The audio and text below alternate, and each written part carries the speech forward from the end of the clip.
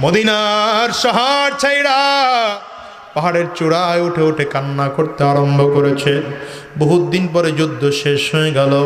সাদ রাদিয়াল্লাহু আনহু বাসায় এসে স্ত্রীকে বললেন, আমার বন্ধু সালাবা কোথায়? বলে, তোমার বন্ধু তো বড় জালেম হয়ে গেছে, সে তোমার ভাইয়ের আমানত রক্ষা করতে পারে না, সে তোমার স্ত্রীর দিকে গুনাহের নজর দিয়ে হাতগুলো বাড়ায়। সাদ রাদিয়াল্লাহু আনহু বললেন, আমার বন্ধু এখন কোথায়? বলে, কোথায় জানি না, খুঁজে দেখো তোমার বন্ধু কোথায়। খুঁজতে আরম্ভ করেছেন সাদ রাদিয়াল্লাহু আনহু। খুঁজতে খুঁজতে পাহাড়ের চূড়ায় তাকায় দেখে গর্তের মধ্যে ঢুইকা সালাবা রাদিয়াল্লাহু আনহু হাত তুলে আল্লাহর কাছে কাঁদতেছে আর বলে, মালিক,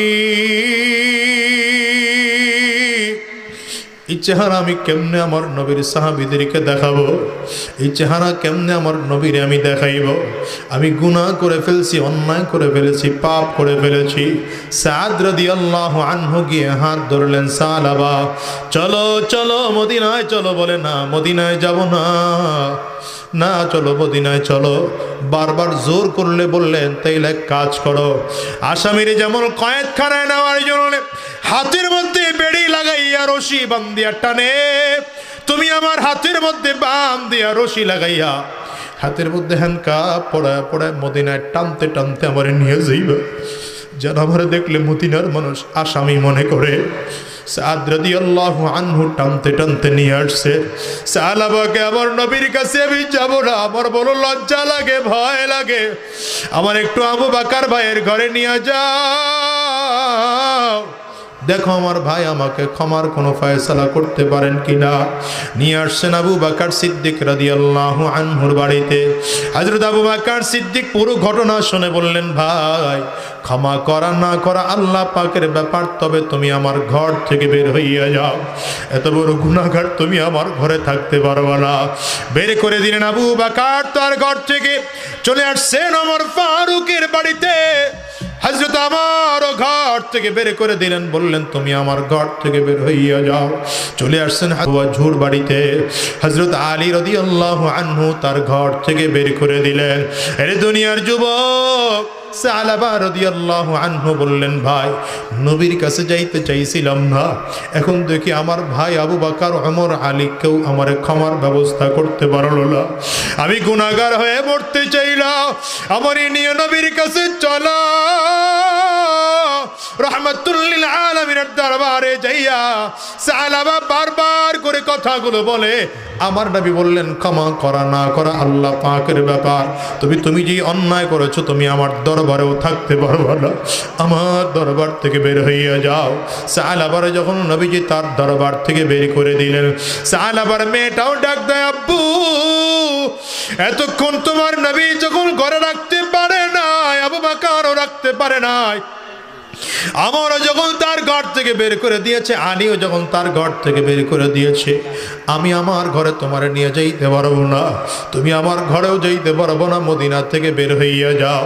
সালাবা রাদিয়াল্লাহু আনহু কাঁদতেছেন আর মদিনা ছেড়ে যাইতেছে। একদিন, দুই দিন হয়ে গেল, তিনটা দিন পর জিবরিল আসছেন নবীজির কাছে, পয়গম্বর আপনার সালাবা কই? কেন রে আপনার দরবার থেকে বের করে দিছে? ও তো আমার উম্মত, আমার বান্দা, আমার বান্দা যখন অন্যায় করে আমি আল্লাহর কাছে মাফ চাই, আমি আল্লাহ তাআলা বান্দারে ক্ষমা না করে পারি না, ক্ষমা না করে পারি না। তাড়াতাড়ি করে যান, আমার সাহাবা কই একটু খুঁজে বের করেন। নবীজি মসজিদে নববীতে এসে সাহাবায়ে কেরামদেরকে বলে, সাহাবীরা সাহাবারে তাড়াতাড়ি করে খুঁজে খুঁজে বের করো। হযরত সাহাবা রাদিয়াল্লাহু আনহুকে ডাকার জন্য আবু বকর সিদ্দিক দাঁড়াইলেন, হুজুর আমি যাব। হযরত ওমর কয়, হুজুর আমিও যাব। উসমান, হযরত আলী রাদিয়াল্লাহু আনহু বলেন, আমিও যাব। তিনজনের সাথে হযরত সালমান ফারিসি রাদিয়াল্লাহু আনহু বললেন, পয়গম্বর আমি মুরব্বি সাহাবী, আমিও যাব, আমিও যাব, আমিও যাব। চারজন মিলে রওনা করেছেন। চারজন মিলে খুঁজতেছেন, কোথায় খুঁজে পায় না, মদিনার অলিতে গলিতে খুঁজে কোথাও পায় না। হঠাৎ করে পাহাড়ের কিনারায় রাখালরা ছাগল চড়াইতেছে।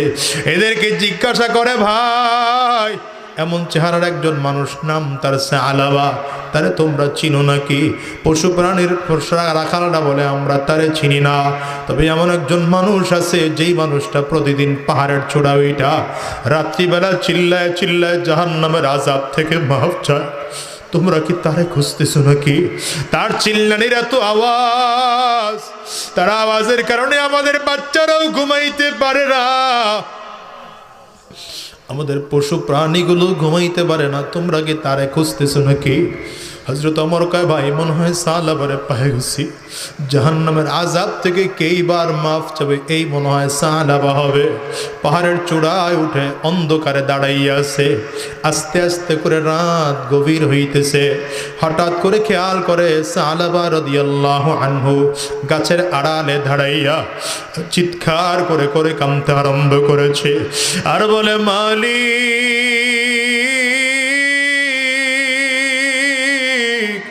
আমি এত বড় গুনাহগার।